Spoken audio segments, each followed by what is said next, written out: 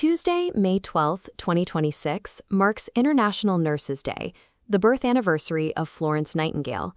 Typically, the public marks this occasion with rounds of applause and expressions of gratitude. In today's medical climate, this passive appreciation is insufficient to address current needs. If we treat the global healthcare system itself as a patient, the symbolic celebration masks a harsh reality. The patient is currently crashing and requires immediate, aggressive intervention.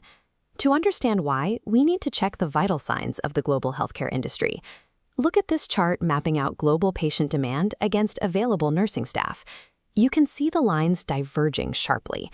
The first acute symptom of this divergence is a critical staff shortage.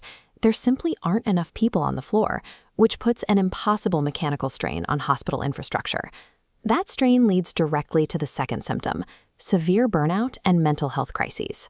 The frontline workers who do remain are being effectively incapacitated by the emotional and physical weight of the job. Combine understaffing with exhausted workers, and you get the third symptom, persistently unsafe working conditions that actively compromise both the nurses' safety and their patients' outcomes. These symptoms stem from a structural misdiagnosis.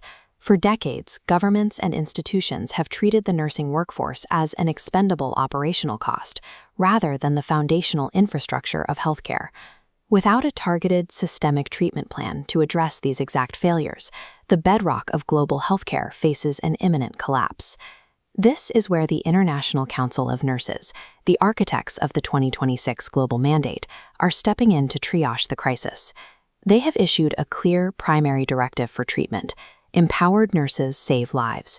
And to make that directive a reality, they've attached a secondary mechanism: our nurses, our future. The economic power of care.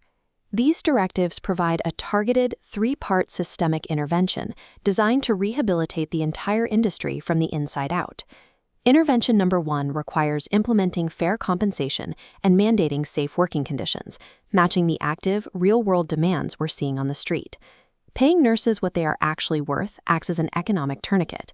It immediately stops the bleeding of systemic staff turnover. Intervention 2 mandates the institution of robust structural mental health support systems. This treats the chronic fatigue that steadily degrades the workforce. When you protect a nurse's mental health, you are directly preventing critical medical errors. Intervention 3 focuses on the long term, strengthening the educational foundation of the profession and aggressively expanding leadership opportunities for those who practice it.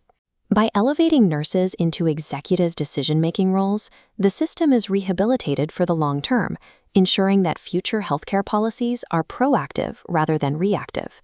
Administering these 3 interventions simultaneously transitions the nursing workforce from an exhausted, undervalued labor pool back into a highly effective, life-saving network. So, what is the long-term prognosis of a fully treated healthcare system under the vision of our nurses, our future? This flowchart shows the macroeconomic shift. Governments must stop categorizing nurses as a charitable expense, recognizing them instead as a high-yield economic investment. The initial investment in wages stabilizes hospital systems, leading to decreased operational costs, fewer readmissions, healthier populations, and stronger local economies. This financially sound reality moves away from the historical view of nursing as a purely vocational duty built on self-sacrifice.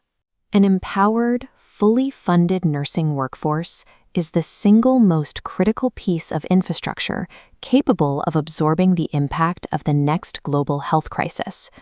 May 12, 2026 stands as a firm deadline for governmental policy shifts, prioritizing immediate structural changes over historical reflection. True appreciation manifests through active political and social advocacy for compensation, safe conditions, and systemic leadership. Empowered nurses save lives, but they can only do so if society chooses to empower them first.